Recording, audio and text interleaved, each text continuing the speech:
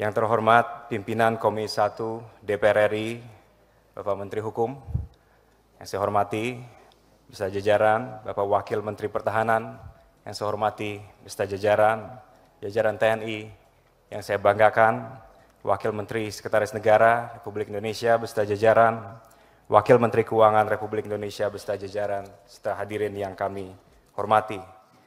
Undang-Undang Nomor 34 Tahun 2004 tentang Tentara Nasional Indonesia merupakan tonggak sejarah dan landasan utama dalam reformasi kelembagaan TNI pasca Orde Baru.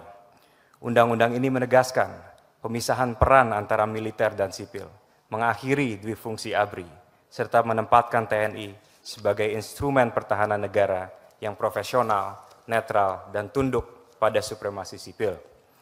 Namun, setelah lebih dari 2 dekade, dinamika geopolitik, perkembangan teknologi, serta tantangan keamanan nasional telah berubah secara signifikan. Oleh karenanya, revisi terhadap Undang-Undang TNI menjadi sebuah kebutuhan untuk memastikan bahwa peran, fungsi, dan struktur organisasi TNI tetap relevan dengan kondisi zaman tanpa mengorbankan prinsip demokrasi dan reformasi yang telah diperjuangkan. Pak Ketua, izinkan saya membacakan beberapa catatan penting dari fraksi Partai Demokrat.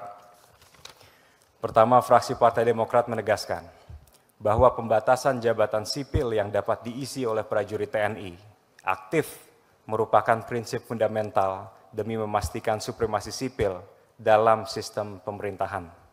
Sebagaimana yang selalu ditekankan oleh Presiden ke-6 Republik Indonesia, Bapak Susilo Bambang Yudhoyono, sebagai pelaku utama reformasi ABRI tahun 1998-1999,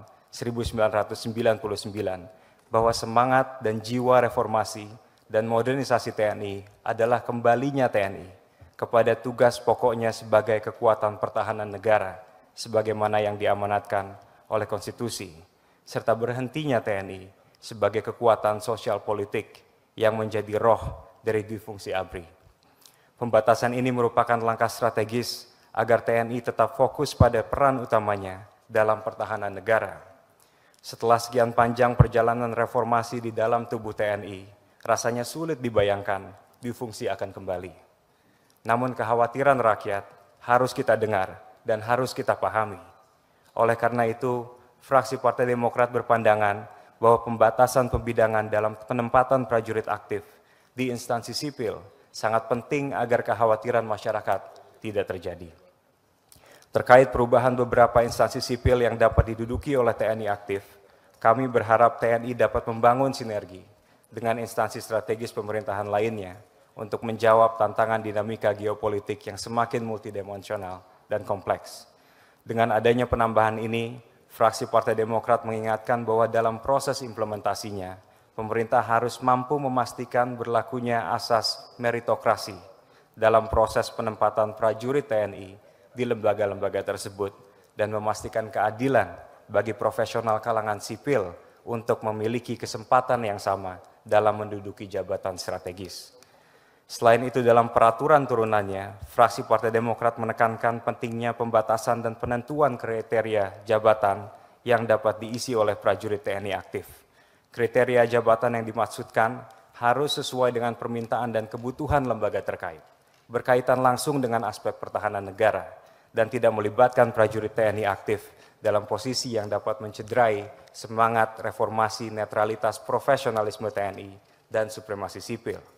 Selain itu, fraksi Partai Demokrat melihat bahwa pemerintah harus bisa memastikan bahwa prajurit TNI aktif tidak melanggar ketentuan peraturan perundang-undangan yang berlaku. Sebagaimana yang telah ditertuang dalam pasal 47 ayat 2, prajurit TNI yang menduduki jabatan sipil lain di luar ketentuan ini agar dapat mengundurkan diri atau pensiun dari dinas aktif keprajuritan. Kedua, terkait penambahan ketentuan dalam operasi militer selain perang. Saat ini kita dihadapkan dengan kondisi dinamika ancaman nasional yang semakin meluas. TNI telah mengambil berbagai peran sentral, tidak hanya dalam operasi militer perang, tetapi juga dalam berbagai operasi perbantuan selain perang. Pembebasan sandera pembajakan di Somalia, upaya repatriasi WNI di daerah konflik dan bencana, dan distribusi logistik bantuan internasional pada saat COVID-19 Berdasarkan pertimbangan tersebut dan demi memberikan kepastian hukum dalam pelaksanaan tugas pokok TNI di kemudian hari, maka fraksi Partai Demokrat dapat memahami rasionalisasi penambahan tugas OMSP dalam rancangan perubahan pertama Undang-Undang TNI. Peran dan pelibatan TNI dalam penambahan tugas OMSP harus didefinisikan secara jelas dalam peraturan turunannya agar tidak terjadi tumpang tindih dengan kewenangan institusi lain yang secara spesifik bertanggung jawab dalam bidang-bidang tersebut. Ketiga, terkait perubahan ketentuan usia pensiun prajurit. Fraksi Partai Demokrat mengingatkan bahwa perubahan usia pensiun harus diimbangi dengan mekanisme kaderisasi yang sehat dan perencanaan manajemen sumber daya manusia yang matang. Dibutuhkan grand planning dalam hal manajemen sumber daya prajurit dan penyesuaian pada sistem perekrutan atau jalur masuk TNI agar postur usia produktif dalam tubuh TNI dapat terjaga. Hal ini penting agar kebijakan ini tidak menimbulkan stagnasi karir bagi perwira muda dan perwira menengah.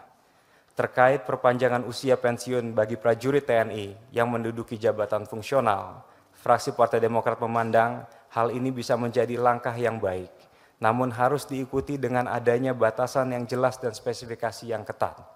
Seyogianya, perpanjangan usia pensiun bagi jabatan fungsional harus diiringi dengan ketentuan seperti keahlian khusus yang tidak mudah tergantikan, kemampuan yang masih sangat dibutuhkan untuk mendukung kesiapan tempur dan operasional, dan minimnya regenerasi atau ketersediaan tenaga pengganti pada posisi tersebut. Terakhir, terkait perubahan ketentuan dalam hal kedudukan antara koordinasi antara TNI dan Kementerian Pertahanan dalam aspek perencanaan strategis seperti pemeliharaan dan perawatan. Fraksi Partai Demokrat mengharapkan agar penyesuaian ini tidak menambah chain of bureaucracy yang dapat menghambat pelaksanaan operasi di lapangan. Bentuk koordinasi ini juga harus bersifat bottom up dengan mengutamakan kebutuhan spesifikasi teknis TNI selaku user yang paham kondisi dan kebutuhan di lapangan. Dalam upaya pemenuhan kebutuhan spesifikasi teknis di lapangan, maka pelibatan satuan teknis yang tepat dan kompeten menjadi sangat penting.